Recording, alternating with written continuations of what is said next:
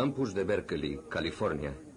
Aquí, como en otros lugares, hace ya más de 10 años que empezó la lucha contra el SIDA. Pero a pesar de los enormes recursos empleados en esta batalla, la investigación atraviesa por un momento de duda. Algunos científicos han decidido cuestionarse todo de nuevo, empezando por lo que aparentemente se tenía como certeza inamovible: la responsabilidad del virus en el desarrollo del SIDA. ¿Y si los científicos se hubieran equivocado al señalar este virus como agente causante del nuevo síndrome? El mero enunciado de esta crucial pregunta hubiese sido impensable hasta ahora. Sin embargo, escuchen las razones que han conducido a estos científicos a formulárselas seriamente. Son el profesor de biología molecular Peter Duisberg, de la Universidad de Berkeley, y su colega Richard Stroman.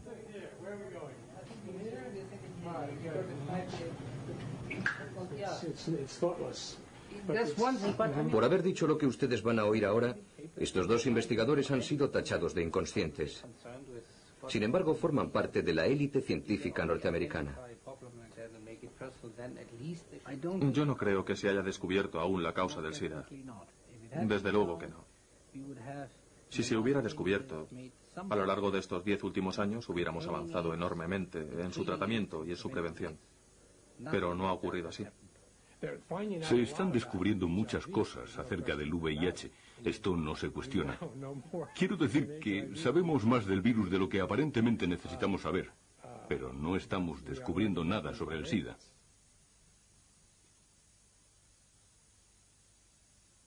SIDA, la duda.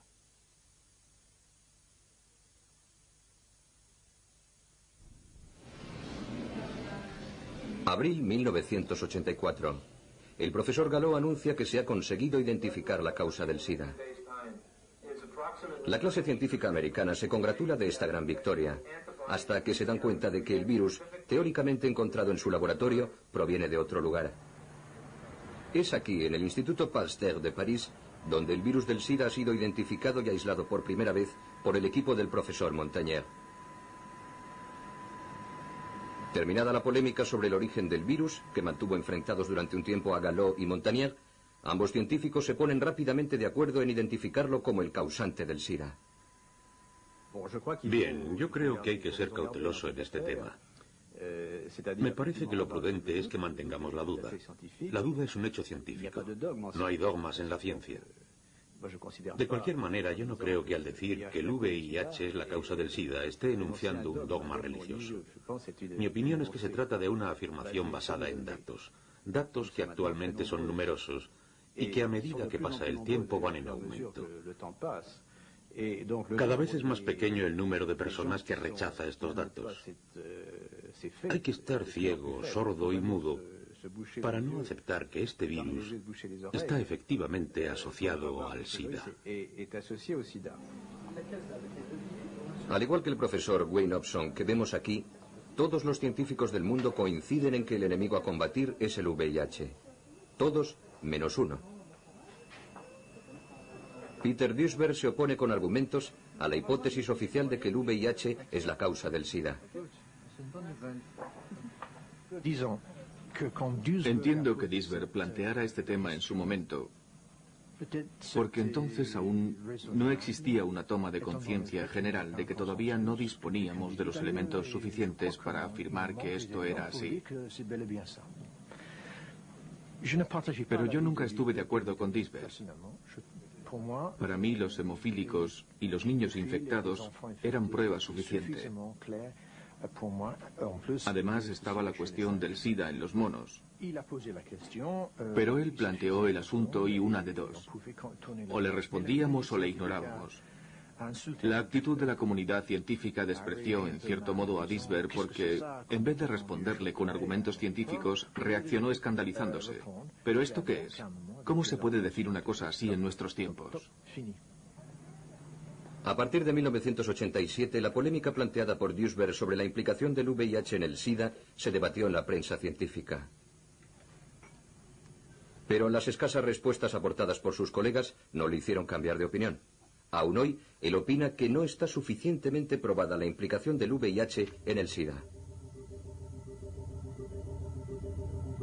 El VIH que vemos en estas imágenes pertenece a un determinado tipo de virus, los llamados retrovirus, que Duisberg lleva estudiando desde hace más de 30 años.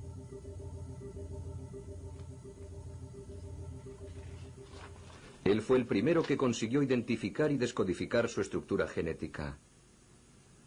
En 1986, la Academia de las Ciencias reconoció la aportación de sus investigaciones. Desde entonces, Duisberg está considerado como uno de los más importantes especialistas en los retrovirus.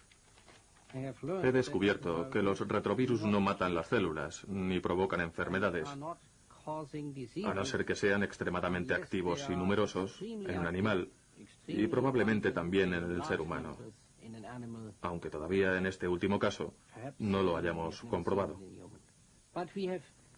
Pero aún no hemos encontrado un solo animal o ser humano que esté libre de la presencia de retrovirus. Todos los seres vivos albergan retrovirus idénticos al VIH. Están en estado latente, presentan la misma estructura genética, el mismo mecanismo de replicación, la misma tasa de mutación, idéntica transcriptasa inversa. Son exactamente iguales, pero no producen enfermedades. Son los virus menos dañinos que hemos observado jamás. Por eso, desde hace casi 20 años, muchos de nosotros estamos estudiando los retrovirus como posibles agentes productores del cáncer, precisamente porque no matan a las células. Duisberg aplica esto mismo al VIH y deduce que el virus del SIDA no puede destruir los linfocitos T4, que son las células que permiten al organismo luchar contra las infecciones. Aun suponiendo que pudiera destruirlas, se ha podido observar que el VIH infecta muy poco los linfocitos T4. Dicho de otra forma, existen muy pocas probabilidades de que pueda provocar daños importantes en el sistema inmunológico. Además, entre el momento de la infección por el virus del SIDA y la aparición de los primeros síntomas de la enfermedad, transcurre un periodo de tiempo que puede llegar a ser de 5 a 10 años o incluso más, lo que demuestra que es un virus de comportamiento absolutamente atípico. Las enfermedades causadas por virus aparecen cuando muchos virus atacan a muchas células. Si un virus ataca a una sola célula, la infección no es perceptible. Si una persona está infectada por la gripe, la sífilis, la gonorrea o un herpes, al cabo de 2 o 3 semanas aparecen los síntomas. O bien no se presentan nunca porque puede que el sistema inmunológico los reconozca y frene la infección. Por eso pasamos por un periodo de latencia de 1, 2 o 3 semanas, a veces solo de días, porque el virus necesita reproducirse en gran número en nuestro organismo para matar células. Entonces es cuando nos ponemos enfermos. No hay ninguna explicación lógica para aceptar el hecho de que una persona que se infecta hoy consiga neutralizar el virus con su sistema inmunológico y se convierta en seropositiva y desarrolle la enfermedad 10 años después.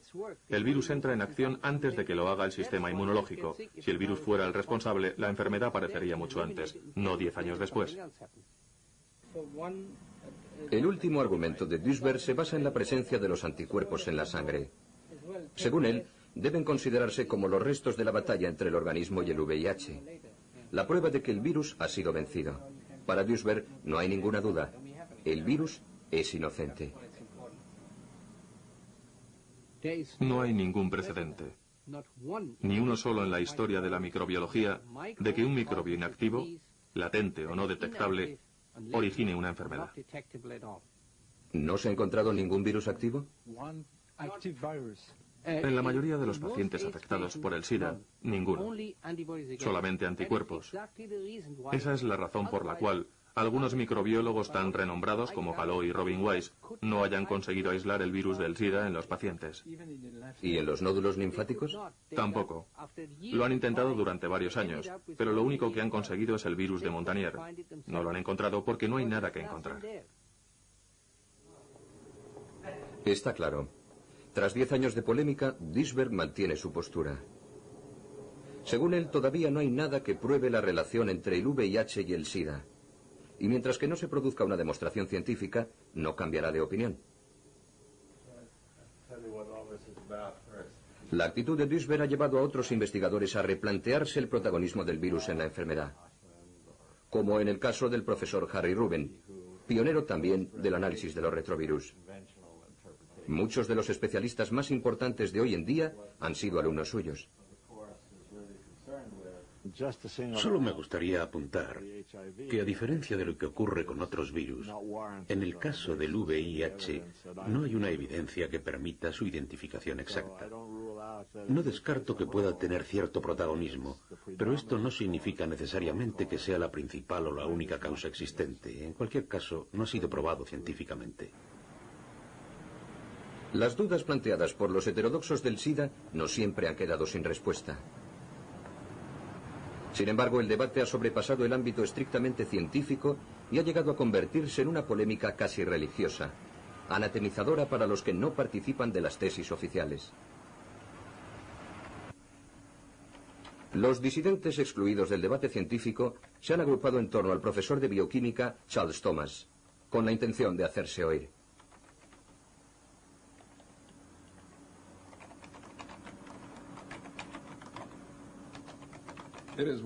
La opinión generalizada entre la gente es que el causante del SIDA es un retrovirus conocido por VIH. Sin embargo, muchos científicos biomédicos ponen en duda esta hipótesis. Nosotros proponemos que un grupo de científicos independientes pondere de manera exhaustiva todas las pruebas existentes a favor y en contra de esta posibilidad. También proponemos que se efectúen estudios epidemiológicos críticos. Hemos enviado nuestra propuesta a varias publicaciones científicas, pero ninguna la ha publicado, a pesar de que iba avalada por la firma de casi un centenar de prestigiosos investigadores.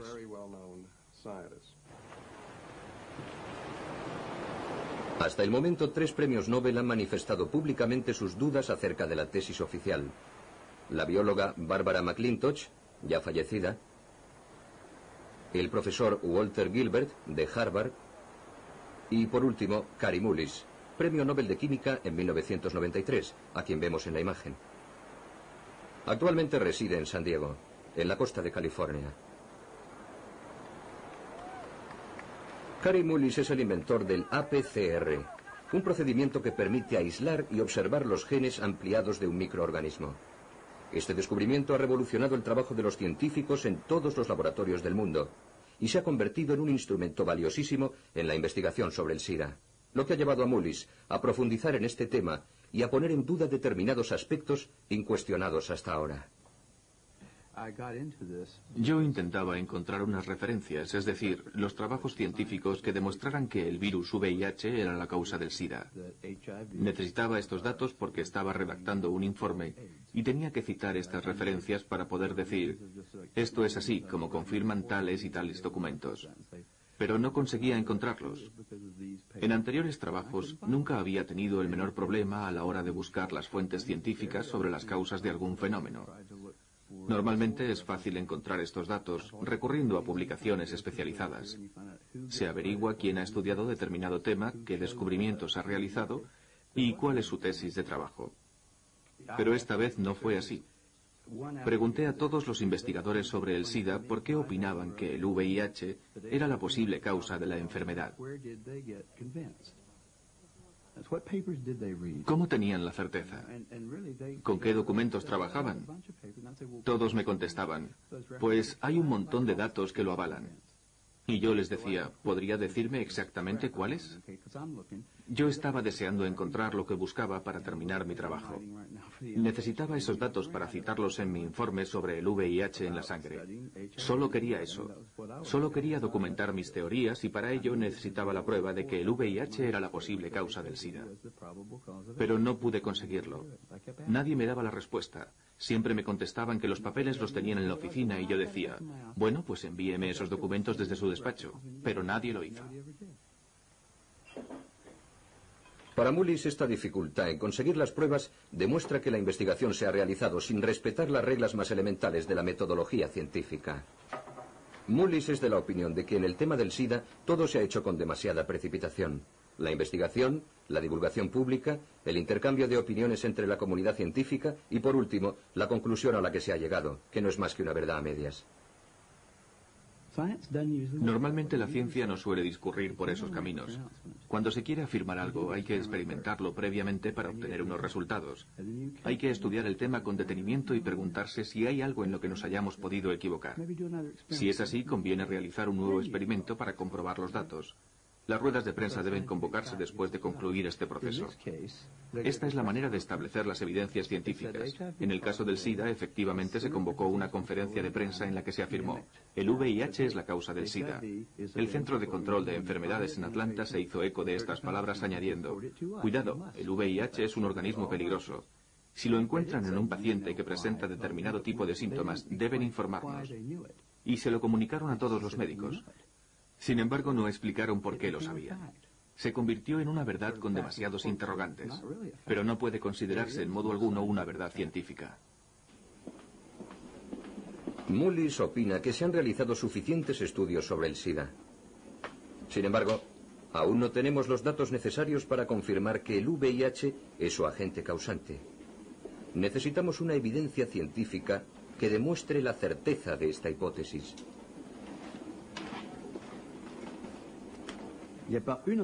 No disponemos de una evidencia científica. Solo hay un muestrario de argumentos. Permítanme un símil. Tenemos un culpable al que no hemos visto asesinar a su víctima. No le han pillado infragante, pero existen pruebas en su contra, manchas de sangre o lo que sea, y se le lleva a juicio. Y ocurre como en el caso del señor O.J. Simpson, que aunque hay ciertas evidencias que le inculpan, por distintos motivos el asunto toma un sesgo diferente. El profesor Montagnier dispone de un descubrimiento reciente que contradice los argumentos de sus adversarios sobre el estado latente del virus previo al desarrollo de la enfermedad. 2 artículos publicados en la revista científica Nature sostienen la teoría de que el virus no pasa nunca por un periodo latente.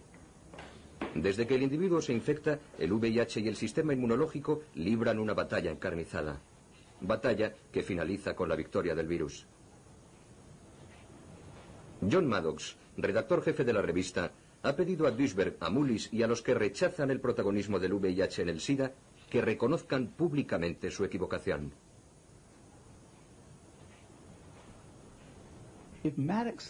Si Maddox piensa que esos artículos prueban que el virus VIH provoca el SIDA, debería pegarse un tiro.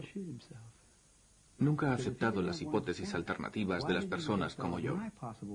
Siempre ha mantenido una opinión cerrada. ¿Por qué todo el mundo ha aceptado sin pestañear que este virus es el causante? Si hasta 1995 no se sabía el origen del SIDA, ¿por qué llevan 10 años actuando como si lo hubieran sabido desde el principio? A pesar de los artículos de Nature, Mullis mantiene su postura no solamente por lo que acaba de explicar, sino fundamentalmente porque estos trabajos no aportan, según su opinión, ninguna luz sobre el papel del virus en la destrucción del sistema inmunológico. Lo que, proviniendo de un premio Nobel, constituye una razón de peso. Estoy absolutamente convencido de que no es la causa del SIDA. Los hechos están ahí. Si queremos tenerlos en cuenta, demostrarán que el VIH no es el causante del SIDA. ¿Existe el SIDA? Todas las enfermedades que se asocian al SIDA existen. Muchas de ellas desde hace mucho tiempo. Pero nunca aparecían en las mismas personas a la vez, lo que parece indicar la presencia de algún tipo de síndrome. En realidad, si analizamos dolencias como la neumocistis carinea, el sarcoma de Kaposi y la aparición de hongos en la garganta, en la cabeza, en la cara y en las extremidades, descubriremos que todas esas afecciones tienen una causa determinada, pero que no siempre es la misma. No hay ninguna razón para creer que todas responden a la misma causa. El sarcoma de Kaposi. A principios de los años 80, cuando aparecieron los primeros casos de SIDA en San Francisco, los homosexuales infectados presentaban un tipo de cáncer de piel muy poco común, el sarcoma de Kaposi. Esta enfermedad se manifiesta por la proliferación de manchas marrones por todo el cuerpo. Para la mayoría de los especialistas, el sarcoma de Kaposi en los homosexuales contaminados por el virus se convirtió rápidamente en la marca identificativa del SIDA, su seña de identidad más evidente. Sin embargo, hasta el momento nadie ha podido establecer de forma clara el papel del virus en la aparición del sarcoma de Kaposi. Es más, se ha descubierto un nuevo agente, otro posible culpable.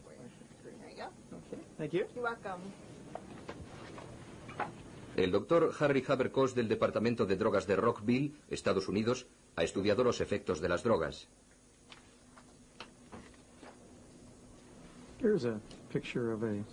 Él ha sido uno de los primeros en establecer una posible relación entre la aparición del sarcoma de Kaposi y el popper, una droga afrodisíaca muy extendida entre los homosexuales hasta los años 90.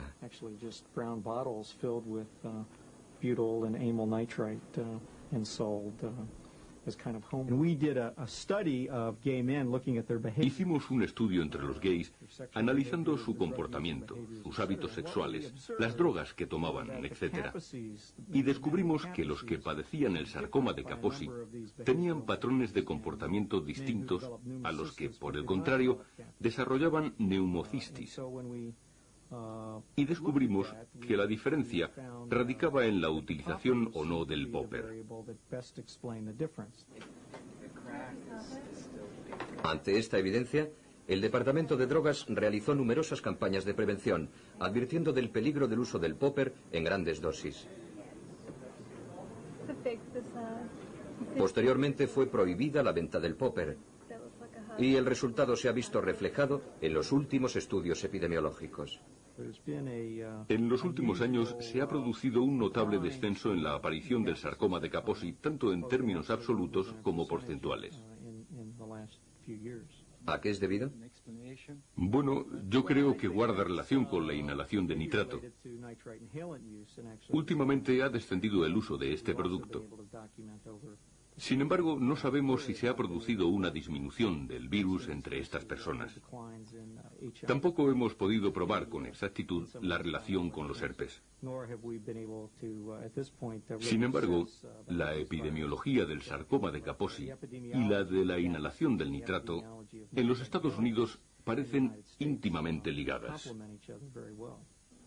Para ser exactos, hay que decir que el sarcoma también aparece en pacientes que nunca han utilizado el popper, así como en personas que no están infectadas por el VIH. Lo que demuestra que las cosas son mucho más complicadas de lo que se pensaba en un principio. El agente responsable no está muy claro. Sabemos que estos nuevos herpes han aparecido en algunos afectados. Y también conocemos su relación con el popper. Puede que el VIH no tenga necesariamente que ver, pero lo que es seguro es que además del popper, tiene que haber otro agente responsable. El origen de la enfermedad sigue siendo incierto. Aunque el avance de las investigaciones apunta a restar protagonismo al virus VIH, en nuestros días el sarcoma de Kaposi sigue estando asociado a las enfermedades propias del SIDA. Nos encontramos en un punto muerto. Hasta ahora hemos creído en la ecuación VIH igual a SIDA. Pero si el virus no es la causa del sarcoma de Kaposi, nadie debería considerar el SIDA como una enfermedad nueva y tampoco nadie debería creer en el VIH. Y ahora se olvidan de todo, menos del virus. Resulta que hasta el sarcoma de Kaposi no es una enfermedad del SIDA. ¿Por qué no nos olvidamos también de la neumonía? ¿Y entonces qué nos queda? Nada. Pasemos a otro tema, cambiando de escenario. Recordemos este anuncio publicitario de 1987.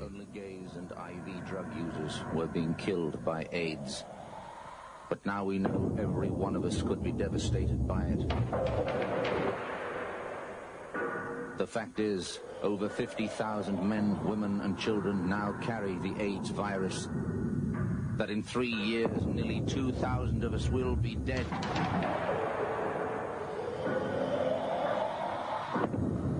That if not stopped, it could kill more Australians than World War II.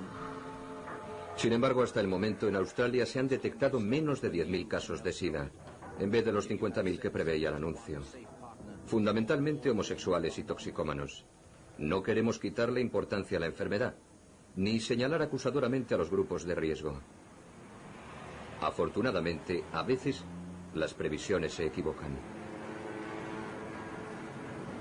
En Francia, Alemania y otros países europeos, la epidemia se ha estabilizado. Incluso comienzan a aparecer síntomas de receso. No se ha producido la anunciada generalización de la enfermedad entre los heterosexuales. Seguramente han influido las campañas de prevención, pero también existen otras razones. Las cepas microbianas existentes en Europa no presentan una capacidad de transmisión poderosa entre los heterosexuales, por lo que no se ha producido un contagio masivo. Lo ha habido en cierta medida entre las mujeres, fundamentalmente entre las drogodependientes y las que tenían parejas bisexuales. Pero no ha habido una reacción en cadena. Podemos concluir que no ha existido una transmisión generalizada en la población heterosexual. Y creo que no se producirá. Puedo citar como ejemplo el caso de las prostitutas. Las encuestas demuestran que solamente se han infectado un 2 o un 3% de ellas, y que este porcentaje no va en aumento, excepto en el caso de las toxicómanas.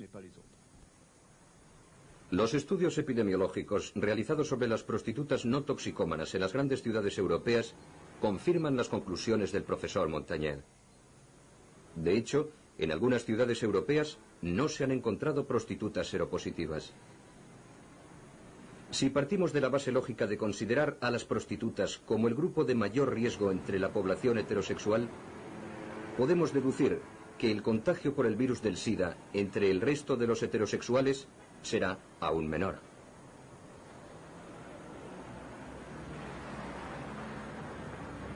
Debemos, por tanto, concluir que no se producirá una propagación del virus entre la población heterosexual. Los datos que posee el Centro Europeo para la Vigilancia del SIDA, organismo que dirige la mayor parte de los estudios epidemiológicos, no apuntan en esa dirección. El VT2 diferente del VT3. En general, es verdad que los homosexuales y los toxicómanos siguen siendo, 15 años después de la aparición de la enfermedad, los grupos más afectados. Mucho más que la población heterosexual. Pero esto no quiere decir que en el futuro no se produzca la propagación del SIDA a este otro segmento de la población. En realidad, estamos asistiendo a una difusión lenta y progresiva del virus, mucho menos fulminante que la de los otros dos subgrupos. La extensión de la enfermedad parece haberse estabilizado. Pero este fenómeno no debe hacernos bajar la guardia. Lo que ocurre es que el riesgo de contagio de los heterosexuales es menor y, por tanto, la epidemia se extiende lenta y dificultosamente. La amenaza del SIDA que ha planeado sobre Europa en los últimos 10 años parece haberse alejado para centrarse en África.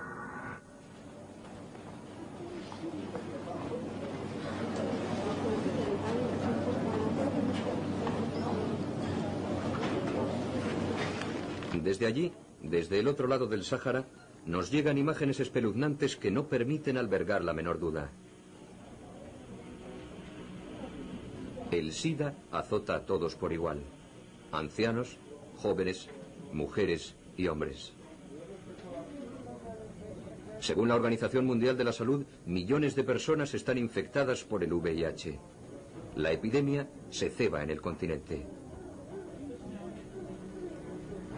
¿Quién podría poner en duda la magnitud de la tragedia? En estos países, la polémica no se centra sobre el alcance de la enfermedad, sino sobre el nombre que debemos asignarle. África se muere, pero ¿de qué? Es verdad.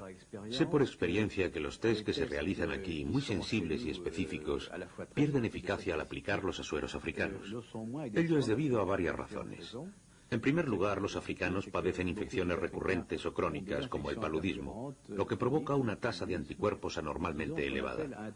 Por tanto, se pueden producir reacciones no específicas que den lugar a errores en los resultados, a falsos seropositivos en las pruebas de SIDA. También existe una enorme diversidad en las cepas africanas. Encontramos allí todas las variantes posibles del virus. Y en muchas ocasiones las pruebas no están convenientemente adaptadas.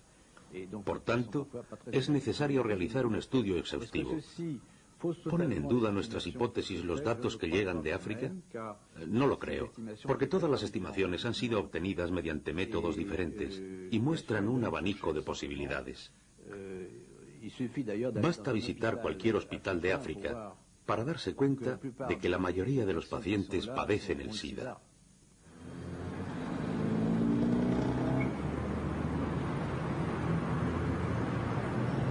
Partiendo de estos mismos datos, una publicación británica ha expuesto unas conclusiones radicalmente distintas.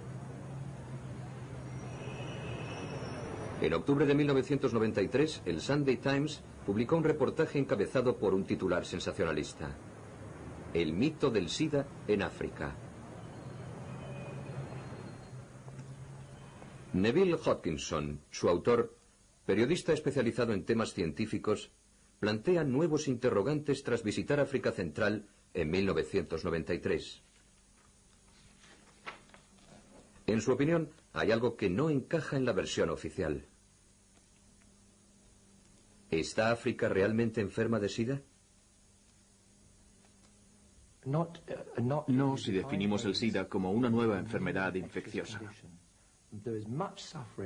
África sufre y se muere debido a la malnutrición, al resurgimiento de la malaria, a la tuberculosis.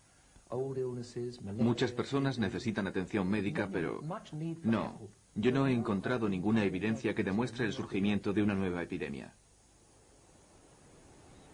Neville Hodgkinson viajó por África durante varias semanas. Primero visitó Kenia, después Tanzania, luego Zambia y por último Zimbabue. Nos cuenta el miedo de los africanos al SIDA, más extendido que la propia enfermedad, y las razones que lo explican.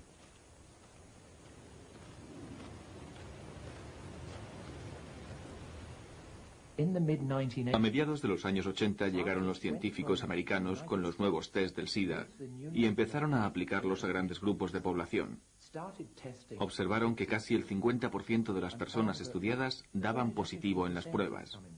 Y proclamaron: el VIH está aquí desde hace muchos años. África está a punto de sucumbir a la mayor epidemia de la historia. Y claro, crearon un clima de auténtico pánico. El terror está presente en todas partes, y de forma infundada, según escribe Neville. Él no ha visto el SIDA. No lo ha encontrado en las aldeas diezmadas por la malaria, ni en los cementerios improvisados para hacer frente a la hecatombe. África se muere, como siempre, a causa de algo que no tiene nada que ver con una nueva enfermedad que en Occidente llamamos SIDA. Cuando llegué a África, lo primero que me sorprendió fue no encontrar esos hospitales atestados de enfermos de SIDA, esos pueblos arrasados por la enfermedad de los que tanto se había escrito. Pero cuando preguntaba de qué se estaban muriendo, siempre me contestaban: de SIDA. Yo decía: bien, ¿pero de qué enfermedad? Porque el SIDA es un síndrome de inmunodeficiencia. Y me contestaban: bueno, este paciente tiene tuberculosis, este otro una diarrea crónica y este malaria. Había muchas enfermedades diferentes: fiebres, diarreas, todas las que ha habido siempre en África y que ahora los médicos han rebautizado como SIDA, debido al miedo que provocaron los test que se realizaron en su día. ¿Es posible que se haya cometido un error de tal magnitud? Hoy en día muchos investigadores se han planteado la misma pregunta.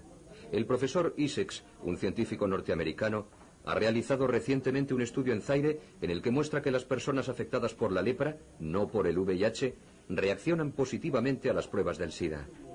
Paradójico. Issex resalta que los resultados de los test deben ser interpretados con suma cautela cuando se trata de pacientes infectados por enfermedades micobacterianas, como por ejemplo la lepra y la tuberculosis. Afirma que los test no son un elemento suficiente para diagnosticar el SIDA en las regiones de África Central donde dichas enfermedades están muy extendidas, es decir, casi todo el continente. Es una pésima noticia, porque la tuberculosis y la lepra están absolutamente extendidas por toda África. Pero como siempre que informamos sobre esto, ningún científico especializado se ha hecho eco de nuestras palabras. Pretenden seguir adelante como si nada hubiera ocurrido. Hasta el momento, Hodgkinson no ha obtenido respuesta alguna. Ni por parte de los periodistas que están en desacuerdo con él, ni por parte del propio profesor Issex.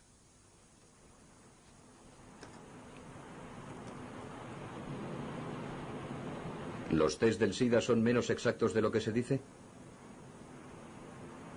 Aquí, en Australia, un equipo de investigadores de Perth ha realizado un estudio exhaustivo sobre este tema. Y precisamente en este hospital.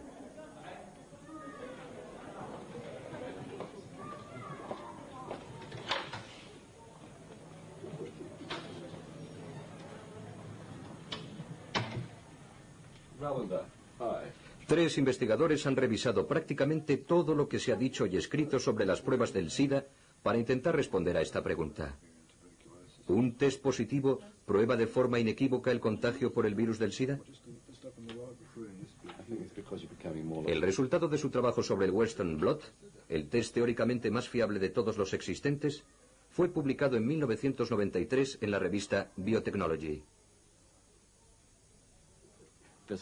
Hay muchos datos que demuestran que el test ha sido considerado fiable antes de haber sido convenientemente comprobado. Este es el punto clave de nuestro trabajo. Se ha puesto en tela de juicio la fiabilidad del test.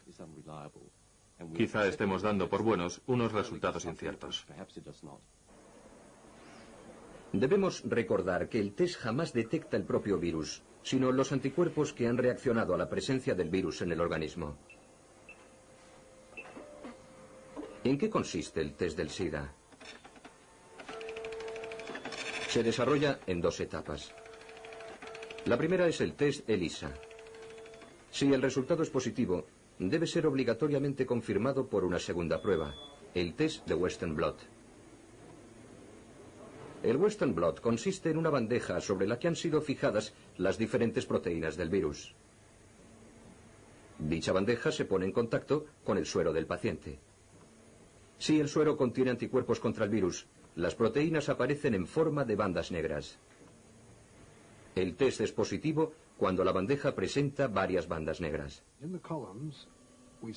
Hasta aquí todos de acuerdo, pero posteriormente las cosas se complican porque los criterios valorativos cambian de un país a otro.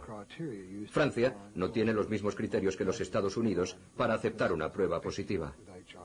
Dichos baremos varían también en Australia o en África.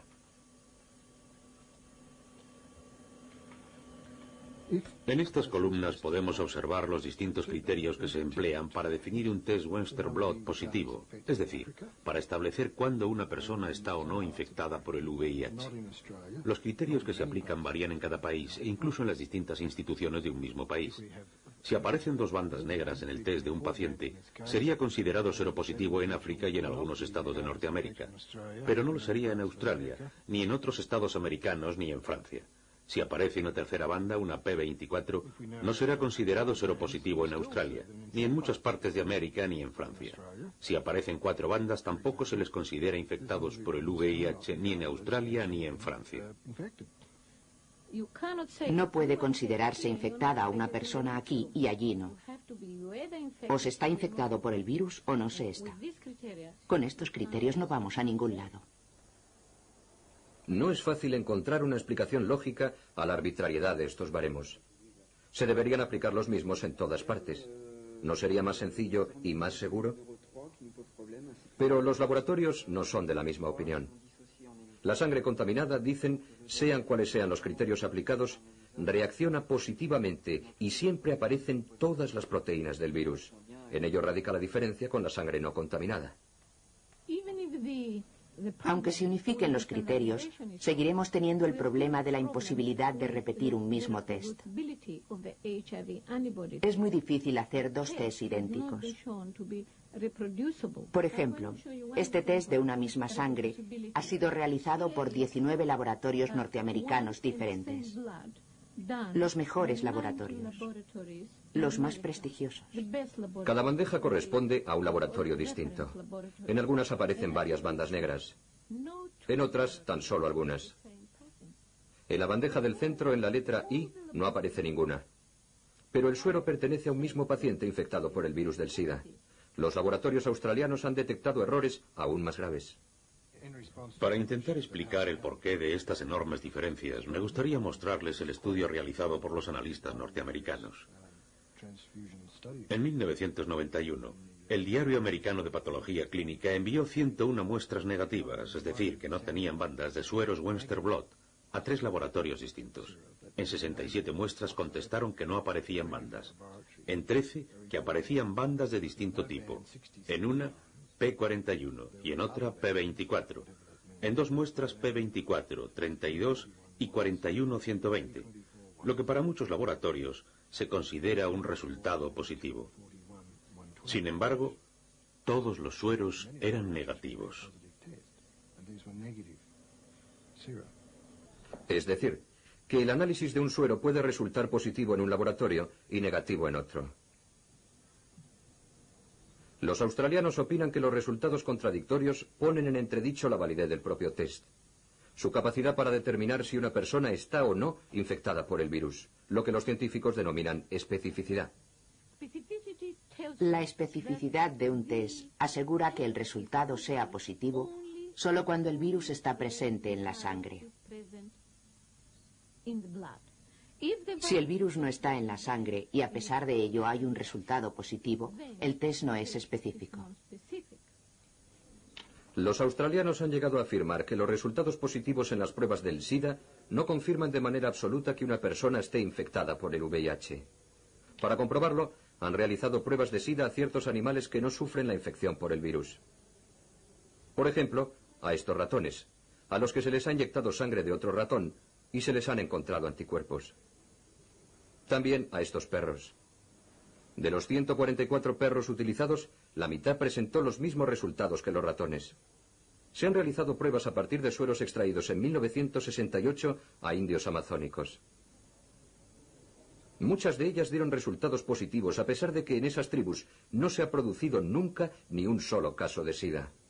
Lo mismo ocurre entre algunas poblaciones de ciertas regiones de África. Los virólogos que trabajan con el virus del SIDA están acostumbrados a este tipo de reacciones falsas. Están provocadas por la presencia de anticuerpos distintos a los que reaccionan contra el virus del SIDA.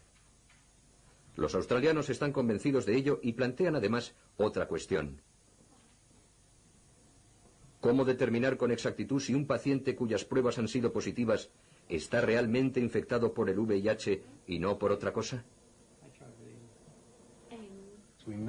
Ahora sabemos que los homosexuales, los consumidores de drogas y los hemofílicos, los grupos de riesgo más importantes, al estar expuestos a agentes externos, tienen más capacidad para desarrollar diversos tipos de anticuerpos. En estos casos, es imprescindible conocer la especificidad del test. Es muy posible que este test no indique la infección del virus VIH en ninguna de estas personas. Lo que significa es que hay una falta de uniformidad en la interpretación de los test, una falta de uniformidad en la comprensión de la naturaleza del test y una falta de uniformidad en la apreciación de los efectos de la enfermedad.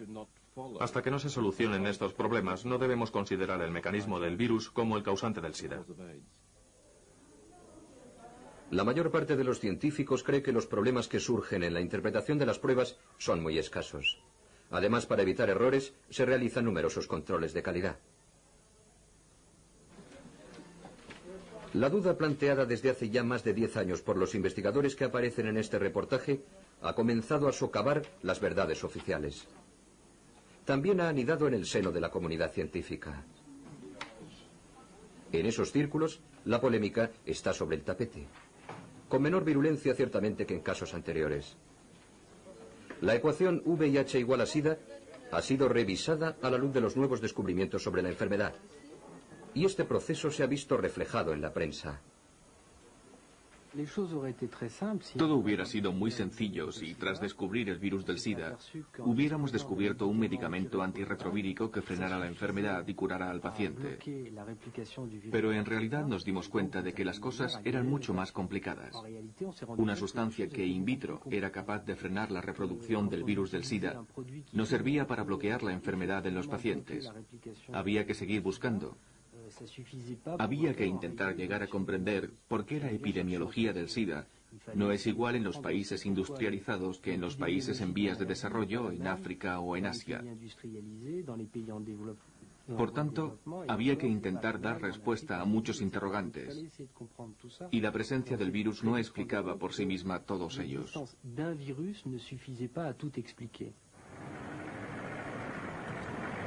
El propio Luc Montagnier, descubridor del virus, ha sido uno de los primeros en relativizar el papel del VIH y señalar la existencia de otros factores asociados al virus que desencadenan el SIDA.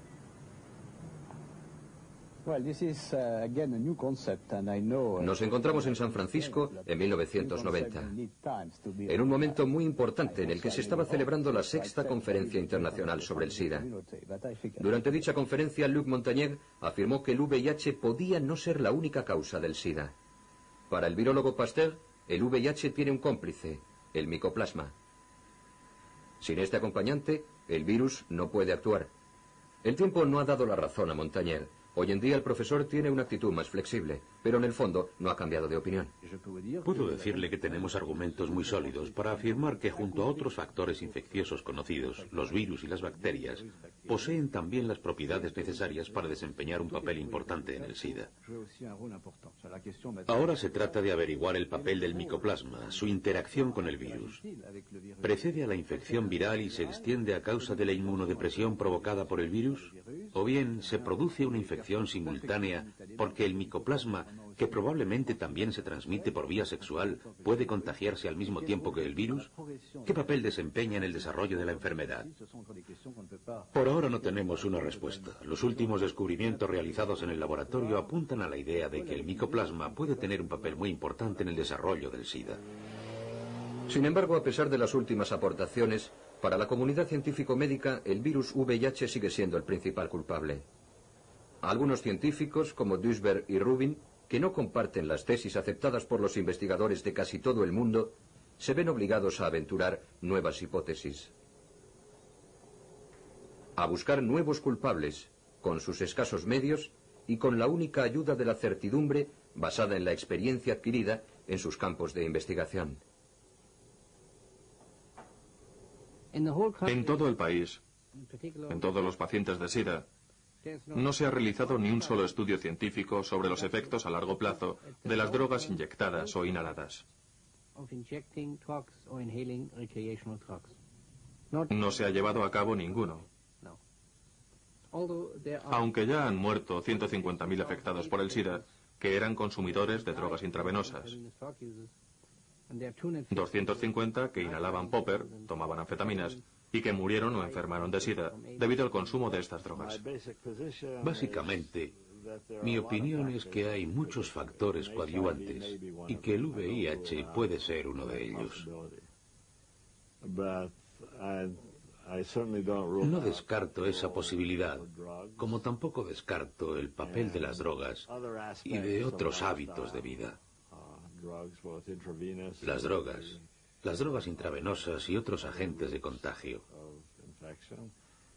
e incluso la intervención de otros microorganismos. Esta hipótesis puede resultar sorprendente, pero cuando menos merece ser científicamente argumentada. Pero esa es otra historia. Nuestro objetivo es demostrar que existen varios puntos oscuros en torno a las causas del SIDA y que, por prudencia, se debería prestar atención a todas las posturas, a todas las hipótesis, hasta las más inquietantes. Nos gustaría que el siguiente testimonio fuera algo más que una simple aportación. Nos referimos a Daniel Kosland, antiguo redactor jefe de la revista Science. Escuchemos sus palabras. Seguiremos debatiendo sobre la causa del SIDA hasta que consigamos curarlo. Hasta entonces, siempre habrá personas que digan que no vamos por buen camino, que deberíamos intentarlo por otras vías. No creo que consigamos evitar que pongan en tela de juicio nuestro trabajo hasta que encontremos la solución. Cuando ésta aparezca, el debate habrá llegado a su fin. ¿Considera positivo que personas como Duisberg y otros mantengan abierta la polémica? Sí, absolutamente. Aunque Duisberg ha hecho afirmaciones con las que no está de acuerdo la mayoría de la gente, es importante que se conozcan para demostrar que no somos un búnker apegado a una verdad absoluta. Es el único camino posible.